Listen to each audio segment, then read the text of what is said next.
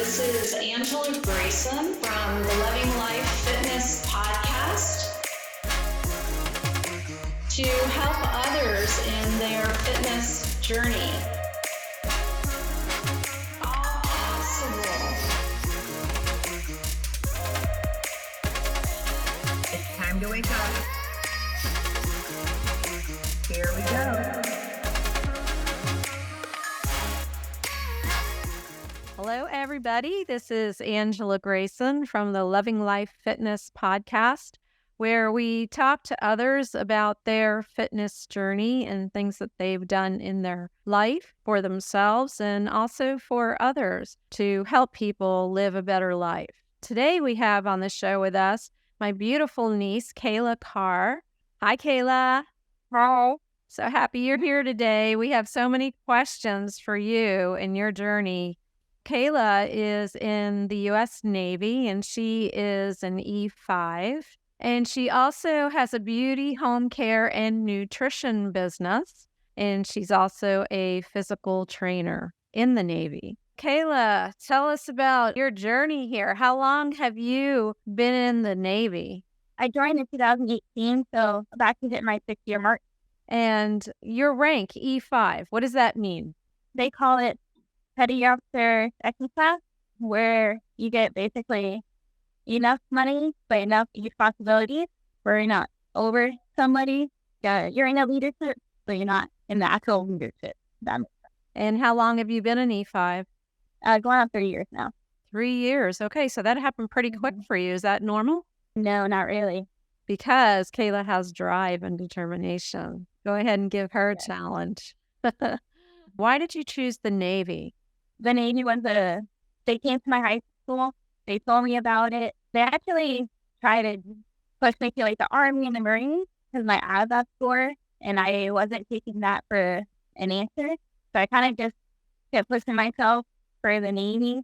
I don't really have a reason why I joined the Navy because it sounds cool in the beginning. You're out on the boat, you can travel, but then you're out on the boat with no service and not going home. So I didn't really think about that part. How did you imagine that military life would be compared to how your perceptions have changed now that you're in almost 6 years? So my perception has changed multiple times because the Navy has changed multiple times since I've been in. When I first joined, it was a little bit more disciplined, do this, do that. But no, we don't ask the question why. We just kind of do it. Nowadays, it's a little bit more lenient, not as much discipline, but I kind of still am in the disciplined mindset of if you tell me to do something, I'm going to do it. And then I might do more, or I might tell somebody else to do it. So it has changed over time. And I know it's going to continue to change as the Navy changes as well. I thought it was going to be a harder challenge than when I got to boot camp. I honestly thought boot camp wasn't hard at all. They wanted to work out. I said, okay. So that part didn't really bother me. But then after I graduated boot camp, they sent me right on deployment within not even a month's notice. But after I got to the fleet, they sent me off with about a week's notice. And I was like, okay, that's where I was like, this is what it means to be like actually needing kind of leave without saying bye to your family. So that's the challenge part. Yeah, not being able to see your family for who knows how long. I understand that. That's a difficult one. Do you remember the day you enlisted? I do. I enlisted on January 23rd. And how did you feel on that day? I was ready to go. Yeah. I enlisted, did my swearing, and I was like, all right, let's do this. I mean, I had to do it eventually, so might as well just get it done and got it going. Very good. And the day that you reported for duty, how far off was that from the day you enlisted?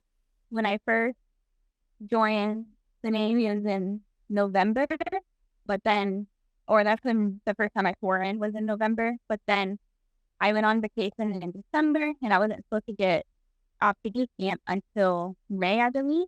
And then they told me to report back to my recruiter's office after vacation in December, which I did. And they were like, yeah, you need in 2 weeks now. I said, okay. So about like a month and a half, I was sworn in, and then I got shipped off. All right. Pretty quick, but you were ready. You didn't mind. You were right Yeah. there. Okay. See you guys Yeah. later. I'm going to the Navy. That's awesome. Okay. So we already talked about the basic training, that it really didn't bother you much. It was just kind of like working out. That's pretty amazing, because every time you watch a movie with basic training, it looks like torture to the new recruits. But that was awesome. Yeah. You were ready for it. You were strong enough. And did you work out before you went in? Yeah, so I was actually a CrossFit trainer, and as well as I also did CrossFit prior to the Navy. So at that time, I was like already in the Navy mindset of, hey, let's work out continuously. So I don't do CrossFit much anymore, but at that time, I was like, this is a piece of cake. Yeah, that was excellent training for what you were about to do. Very good. Mm-hmm. So is it hard being a woman in the Navy, or has it become more of an accepted situation with equal opportunities? I would say kind of both. I never really had or got like turned down for a job. I might have to work harder for a job that I really wanted, or might have to do like a better presentation than somebody else. But the closest are that the closest still stands. It's just how hard are you willing to work for them? Because nothing really comes easy, and you kind of learn that the hard way. Because if a prize was given to you, was just like, yeah, if it was just given to you, it would be worth a lot versus working for it and then getting it. Yeah, so you were determined to do anything you had to do to get what you wanted. Didn't matter that you were a woman. Very good. Yeah. Excellent. You're a great example. Yes, I hope all you young ladies are listening out there. It's all possible. Yeah. So what are some of the things you remember about adapting to military life? I know you said a little bit about family. Was there anything else? Living in a room full of females all at one time. In boot camp, you live with maybe 6 or 8 of them, which is kind of normal going to boot camp. But then after, when you go into the fleet, which is like going to a ship, you're still living with about 40 to 60 other females. And instead of having like your own space and like in your house, you kind of compartmentalize into like having like bunk beds with other people. And depending on which one you get, that's like your area. But you're like assembling your other 2 people that you're sharing your beds with. So it's your personal space, you don't get that very often. So finding that somewhere else outside the ship or even at home is to me, is very important. That I don't take advantage of that. And is it still like that for you when you're out? Oh, Yeah. When you're away from Yeah. home. Yeah. Okay. How often do you have to go on the ship and be out at sea? so right now I'm currently assigned to the ship. For the past year, I was working at the ship, but not staying there, so going home. But now we're actually in our busiest time, which is called the basic phase. So we're actually going out to sea every 2 weeks for about a week or a couple days. We actually just got back from a 3-week underway.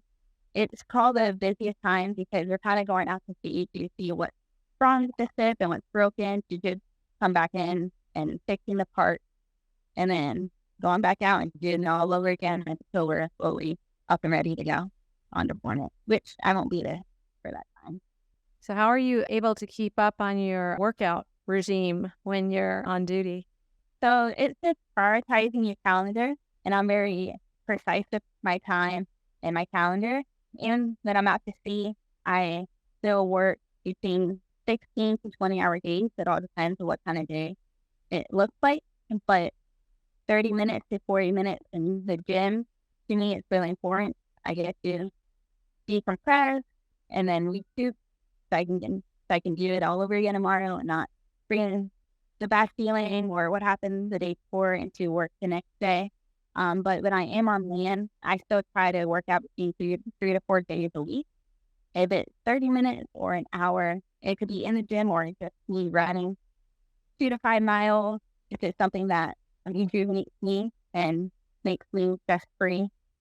I know you're big on nutrition too when you're out at sea on the ship. Is it difficult to get the right kind of food that you want for your body, or do they pretty much provide everything that's needed? That question is kind of tricky. So it all depends on what kind of day it is, because basically every day they have a set meal that they are going to serve. But most of the time they have chicken and rice on the line. So those are my go-tos. And then maybe like a salad or fruit. And then I'll be happy with just that. But sometimes I also bring outside food in that's like microwavable or that also like provides like protein or something, so I can still get that intake. Okay, good. So no matter what's going on, you're still able to stick to a pretty strict diet to feed your body. Very good. Okay. What have you learned about yourself during your years in service? I would say being patient and learning that not everybody is on the page that you're on. They're not on the same chapter either. So sometimes you might have to remember how you learned how to do something. So you might have to go back a couple chapters and teach them the same way. You can't expect somebody to pick up what you're learning. They're new. I know when I joined, I didn't know nothing about my job, and people were able to break it down to me. So I try to do the same thing to other people, try to break it down, try to go step by step. So I think patience for me is my big word, because that also translates into the civilian life as well. Okay. I like that. Is there a place that you've had to travel to while in the Navy that stands out over all the others? And if so, why? Oh man, I traveled a lot outside of the United States. I love South America, so to me, Honduras was a pretty island country that I just love. I'm a big water person. If I can see through the ground, through the water, I'm good with it. So even though South America, all the countries out there are the same, but something about Honduras on how they decorated the island kind of just pulled me to them, their traditions and stuff like that. I just enjoy that country. Neat. I didn't expect that. What other places have you been to compare it to? Colombia, and they're kind of like the same, even though they have their traditions. Colombia is a little bit of a bigger island or a bigger country, a little more things to do out there. But I'm not a city kind of person. I like to have the little couple stores, my routine going. I'm good to go. That's why I chose Honduras, but they kind of like mimic each other in a way. Okay, so South America's a big one for you. Interesting. Yeah. What kind of water sports do you like to do, Kayla? Anything to do like boating, not being on the ship, but like tubing or water skiing, jet skiing, stuff like that. Snorkeling is also a nice one for me. I tried scuba diving, realized that's not my thing. I'm good, obviously on the surface, but that's also a nice one to do if you're able to do that as well. Water is beautiful. So many beautiful fish. Are the reefs nice in Honduras? Yeah, it's actually pretty much see-through. So like whatever you see on the bottom, you can see on the top of the surface. Wow, beautiful. Is there a phrase or a word that will never be the same now that you've served? I don't think so, honestly. I kind of always had like a strong mindset before going into the Navy, and I still have the strong mindset. I think the only thing that changed is how I react to things and self-development. That's pretty darn important. How we react to situations, how we react to how people treat us, how we react to stress. That's a big deal. And learning that at such a young age is great. I mean, I always have that. So the only two things you can control is your attitude and your action. Okay. Is there anything that you wish civilians understood about the military service? Oh my God, that could be a lot. Our daily schedule, I would think, even though we work all the time or we say we do, it's the daily things that we have to go through. And though it is another job, it is protecting your country, but just how your daily routine is, like for me being on a ship.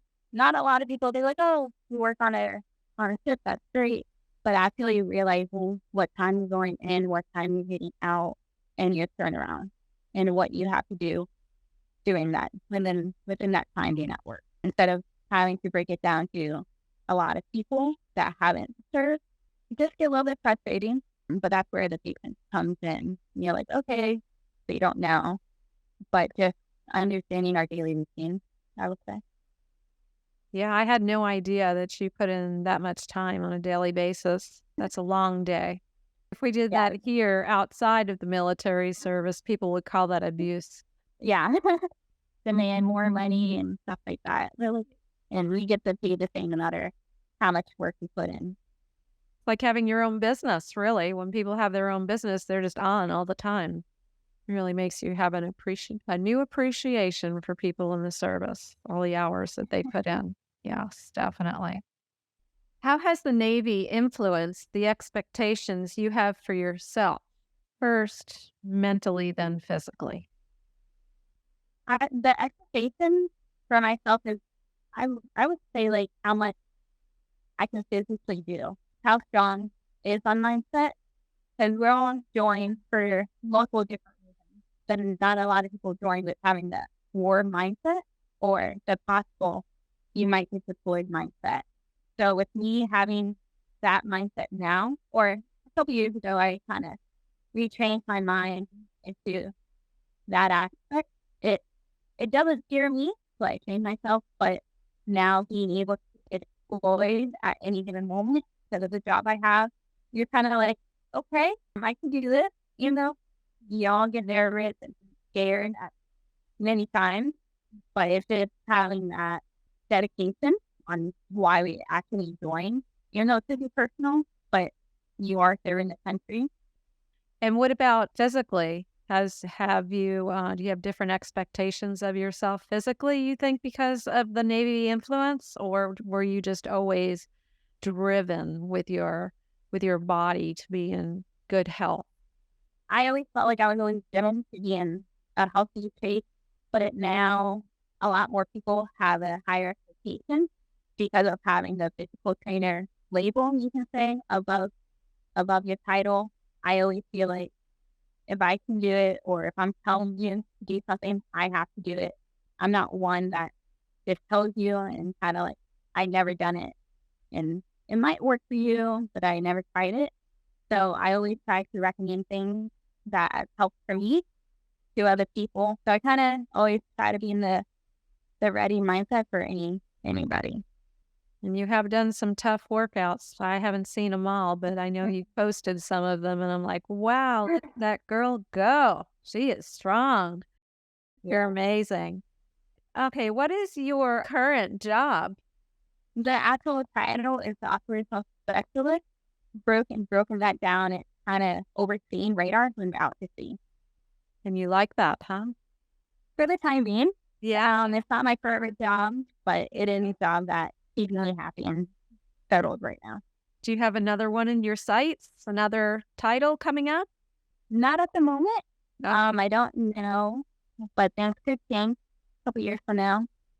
So your journey getting to where you are today, and I'm talking about everything, the Navy, your workouts, relationships, setbacks. Have you had setbacks at all to where you just had to figure it out, reset, and get going again? Absolutely. I have multiple setbacks, multiple failures, but I think that's one way you actually learn in that environment, in that stage, on what works and what doesn't. I don't have a specific example, but I know with me doing like a lot of self-development and trying to be good with people skills, it kind of contradicts each other sometimes. I might not respond to people the way that they might relate to, or vice versa. And we're back at square one of the revolving door. And so it's kind of like, okay, how can I go forward with a situation, or even within myself with working out? Like, I might not see the current results I might want to see, but it could be from not getting the right protein, not eating the right foods, or not getting the correct workout, stuff like that. but it's just actually knowing what works and actually sticking to it, and then going forward with something new, or just try to get a helping hand from somebody else that might know the way. Yes, we can't always do it all by ourselves. So reaching out to others is not always the easy thing to do, but why not? We're all here to help each other. Yeah, we all have setbacks, we all have struggles. Life's not always easy, but I love your way of doing things. I love your way of thinking about things, and it's going to take you far in this world. Positive self-talk. A lot of us have negative self-talk, and we don't even realize it, how we're talking to in our minds to ourselves. Do you do anything special with that? Do you try to limit the negative talk, or do you just try to stay positive all the time? That's actually a good question. So I was just talking about that earlier with a couple other people. But affirmations is a really, really big one. So what you hear is what you speak. What you read is what you hear. So even at home, I have affirmations in almost every room of my house, in my car as well, even on my background on my phone. So it's always around me. When it comes to negative, I try to take myself out of that environment, because it goes back to what you hear, what you see. Especially if you're in the wrong environment, you might not be the person to your full potential. So when somebody is talking negative, I might literally cover 1 year, try to just backfire back to them, or just might walk away from the environment and be like, all right, I'll come back when you guys are on a good topic where I want to listen to and I want to reconnect with. Good advice. I like the affirmations all over the house. I never thought of that. That's a good one. Okay. How can we be negative when there's positive affirmations all around us? Every time you Exactly. look at your phone. Yeah, that's great. Okay, what about fitness challenges that you've enjoyed? Being disciplined, one. So it comes to my eating isn't horrible. I'm pretty good with eating, but it's actually the consistency of actually working out. If it's going to the gym, or if it's just running, or just doing push-ups and some cardio at home. But challenges, I like when they do the 9/11 challenge, where you're doing these burpees or these pull-ups or running X amount of miles. Whatever kind of challenge is out there I like to do. I might or might not complete it, but at least I try. As well, when it comes to 5K, 5K runs, I used to do those almost on a monthly basis. Now, kind of every 3 months, I kind of do one, kind of slowly down. But I'm actually training myself back up to do another 5K. Congratulations. Excellent. Have you ever done obstacle courses?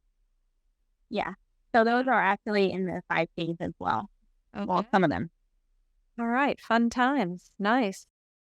Your beauty, home care, and nutrition business. Tell us about that. Like you said, anything from nutrition, beauty care, and anything at home, the business that I do. I kind of only have those products at home. You got to be your own best customer. I feel they work if you let them work. It's all organic and pesticide free, stuff like that. So, Okay, so being in the Navy isn't enough. Kayla's got her little business going here on the side. And where are you headed once you get out of the Navy? Do you have specific plans for your career?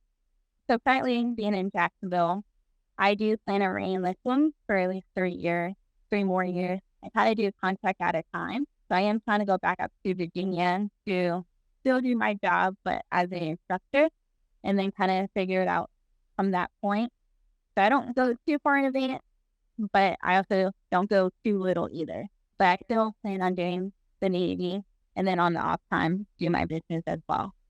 3 more years. Okay. Is there a dream job in the Navy that you want, or you'll be happy with the instructor? Yeah, I kind of be happy being an instructor as of right now. I think once I'm done with the Navy, the dream job would be getting out of the Navy and being a civilian again. But until that day comes, I'd be satisfied with the job I'm doing. All right. So Kayla is not afraid of hard work or even a challenge. She strives for a better future in her physical appearance and mentality. Kayla is intelligent, strong, brave, and a bold young woman. That definitely describes you. Kayla, would you like to leave our audience with a goal so that they can live their best life? Yeah, I would say kind of like what challenges you and what is keeping you in your comfort zone. And if you're able to get out of that comfort zone, what does it look like on the outside of it? Very good. Yeah. And do you read a lot, Kayla? I do. I kind of read on a daily, between 15, 30 minutes a day. I think this year my challenge is to read about 18 books. Do you have any recommendations for our audience on books that you've read? Start with why. For me, it's kind of like you don't have your why already planted. You might not, one, begin or it might not succeed. So having your why is a really good book, or start with your why is a really good book. Okay. Thank you. Thank you so much. All right, Kayla, thank you so much for coming on the show today. We really appreciate it. And thank you for your service. We're so proud of you and our family and everybody that knows you. Thank you. Thank you. Okay.